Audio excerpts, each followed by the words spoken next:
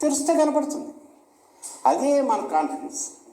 అది ఉన్నది భారతదేశాన్ని నడిపిస్తున్నది ఒక అద్భుతమైన దైవశక్తి, ఒక దివ్య శక్తి, ఒక ఆధ్యాత్మిక శక్తి. అది దాన్ని ఇంకా నడిపిస్తున్నది. In spite of all these jokers, ఈ రాజకీయ నాయకులు ఎన్ని రకాలుగానో భ్రష్టమైపోయిన అందరూ ఎన్ని చేసినా కూడా దేశం అఖండంగా ముందుకు పోతుంది. ఇంకా మంచి మంచి నాయకులే వస్తారు. ఇంకా మీరు చూస్తే ఇంకా అద్భుతాలు చూస్తారు. అది కాన్ఫిడెన్స్. ఎక్కడి నుంచి వచ్చింది కాన్ఫిడెన్స్? ఈ దేశాన్ని అర్థం చేసుకుంటే, ఈ దేశంలో ఉన్నటువంటి వ్యవస్థని, దీని వెనక ఉన్నటువంటి స్ఫూర్తిని, అసలైనటువంటి ప్రభావాన్ని అర్థం చేసుకుంటే అందులో ఒక భాగం మీరన్న సద్గురు శివానందమూర్తి గారు. ఇప్పుడు నేను ఈ ప్రశ్న అడగాల్సిందే సార్, మీరు ఈ మాట చెప్పిన తర్వాత. ఎందుకంటున్నారు ఏం ప్రశ్న అంటే, ఇప్పుడు మీరు చెబుతున్న ఈ అతీతమైన ఏదో ఒక అద్భుతమైన వ్యవస్థ, ఒక శక్తి ఈ దేశాన్ని నడుపుతోంది అని మీరు చెప్తున్నారు. సాధు సంతులు, గురు పరంపర, ఇవన్నీ.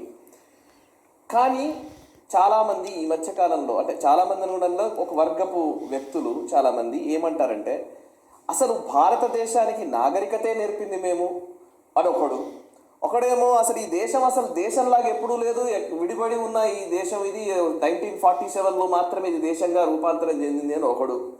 ఇట్లా రకరకాలుగా ఈ దేశానికి సంబంధించిన శాంక్టిటీని తెలుసుకోలేని దరిద్రమైన పరిస్థితుల్లో మన మేధావులుగా చెప్పబడుతున్న కొంతమంది ఉన్నారు కదా. సో వాళ్ళ మీద మీ కమెంట్ ఏంటి?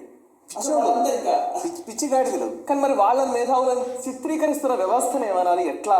వాడు భ్రష్టుడు బ్రదర్. మీరు అనవసరపు వాళ్ళకి మీరు ఎక్కువ ప్రాధాన్యం ఇస్తున్నారు. నా కంప్లైంట్ కూడా ఏంటంటే, మనము చూడాల్సినవి చూడట్లా.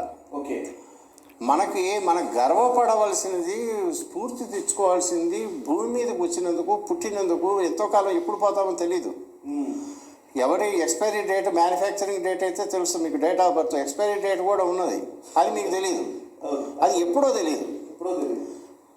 అందుకని అది అయ్యేలోపు కాస్త ఏదో ఒకటి చేసి let us do something and get out అనేది కనుక ఉంటే మీకు మీ జీవితంలో మీరే బాగుపడతారు.